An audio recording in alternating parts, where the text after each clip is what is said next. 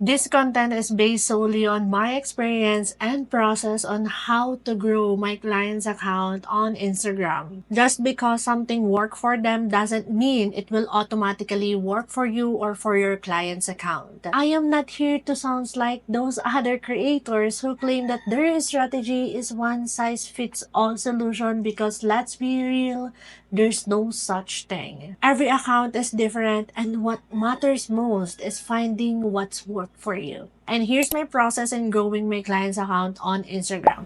First is the market research. I've been telling this to other videos that market research is very important. And in market research, you have to know the in and outs of the business of the client. It is also our way for us to analyze what's competitor doing, the target audience, what are their interests and their challenges. Or in general, in market research, it is our way to know every offers, goals of the business of your client.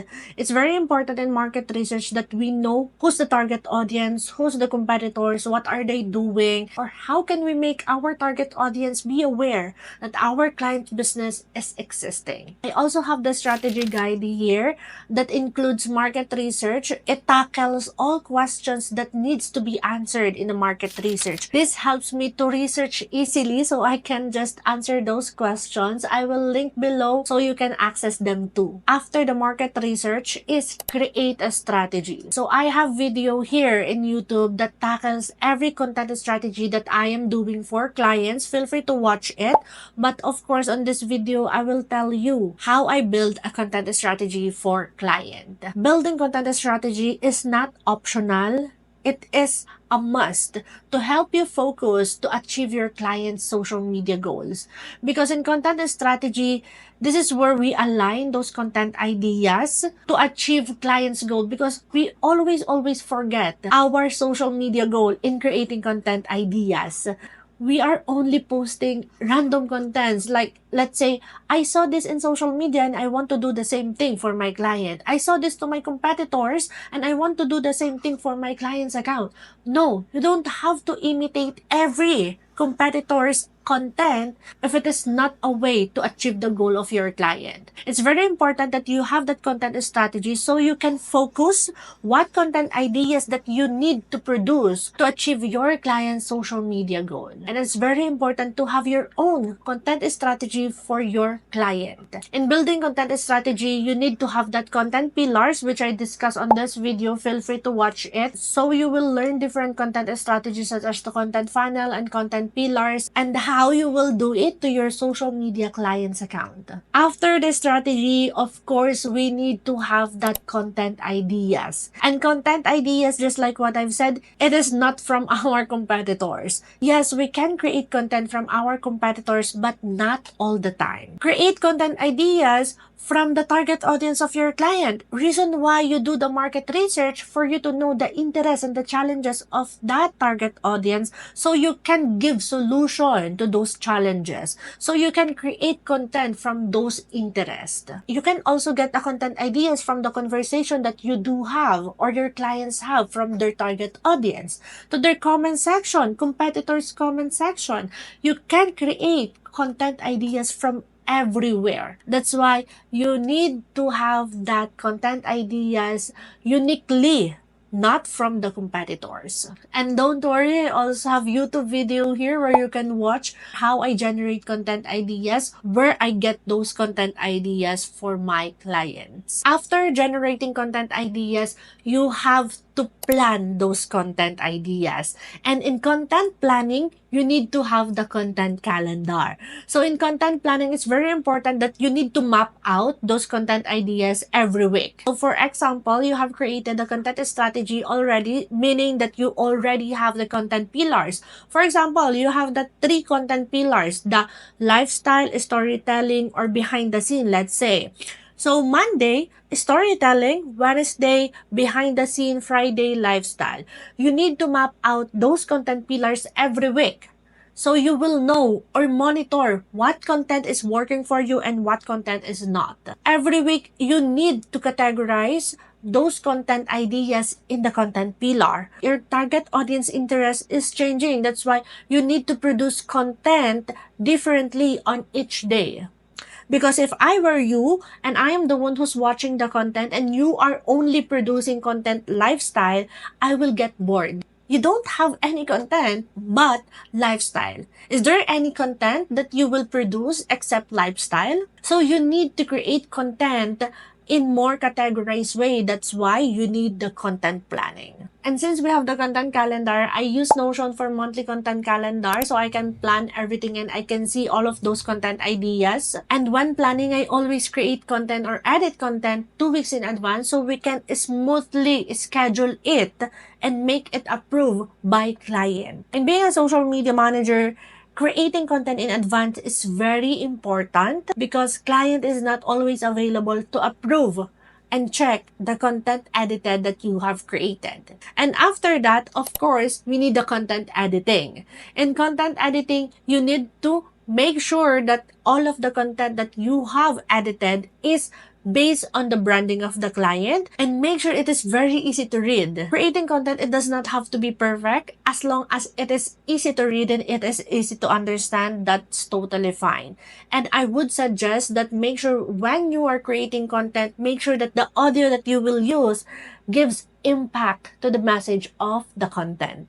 It does not have to be trending as long as it gives impact and it is something related to what content that you are creating for. In content editing, I only use CapCut because it is enough for me to edit clients' content. You don't need Premiere Pro, Adobe. If it is a simple editing, CapCut is enough.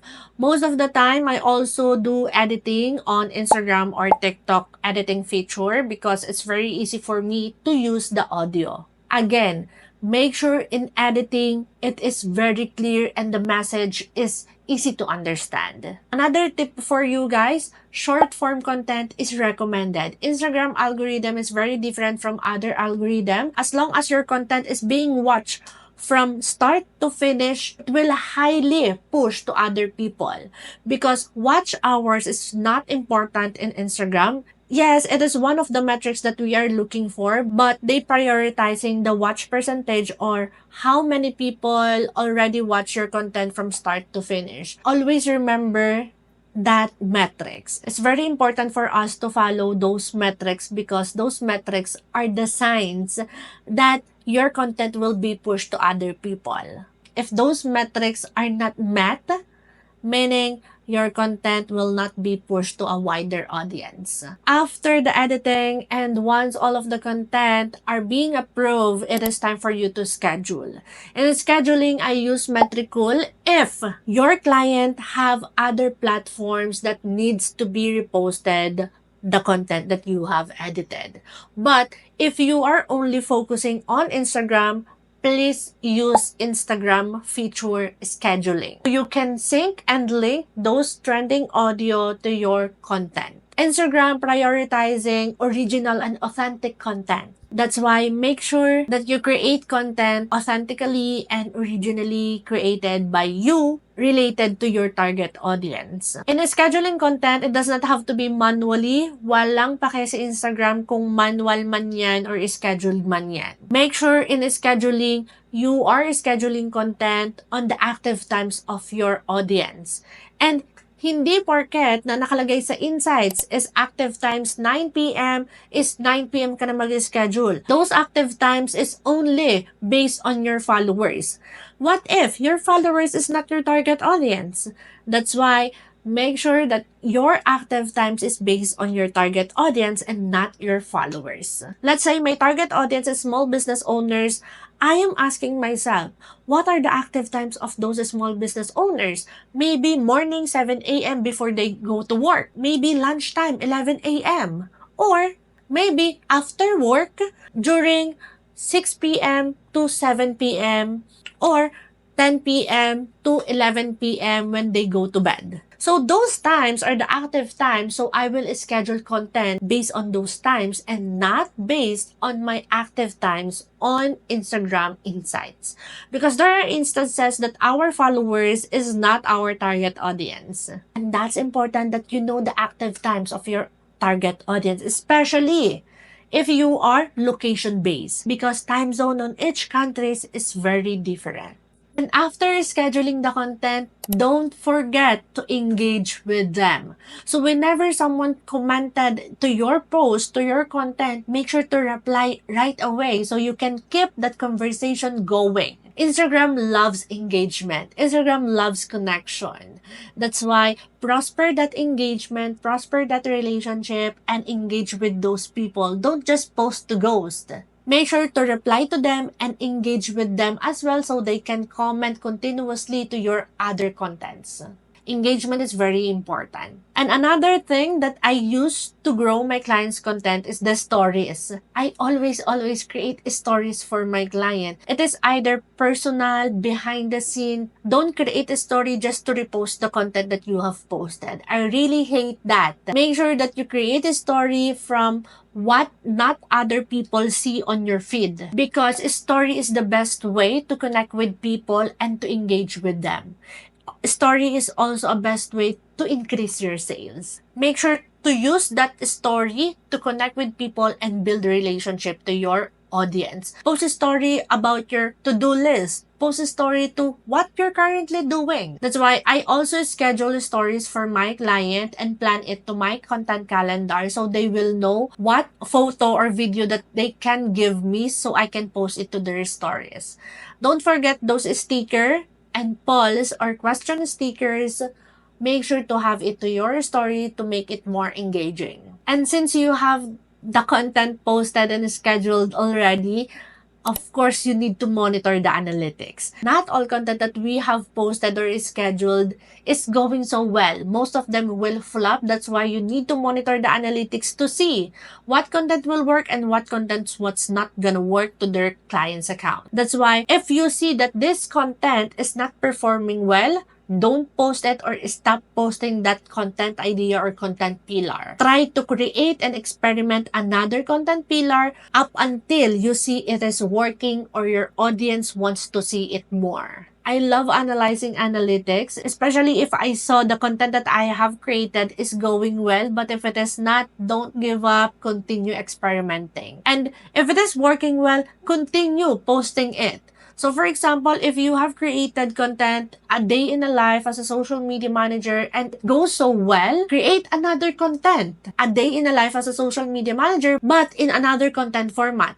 If last week you create content, a reel about a day in a life, next week create content, a carousel about day in a life. Again, people is easily to get bored about your content if you continue creating content all over again. That's why you need to make it more creative and change the content format, because there's a lot of content format in Instagram or in social media. We can create reels, voiceover, lip sync, dancing, or carousel single post.